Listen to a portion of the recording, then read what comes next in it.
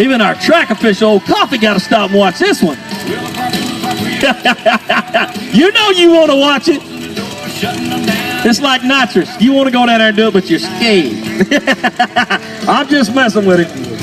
All right.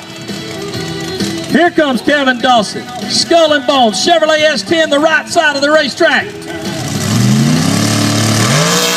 Oh, yeah, baby! He's at a wheel stander up against the wall, brings it back to the middle and out the back door.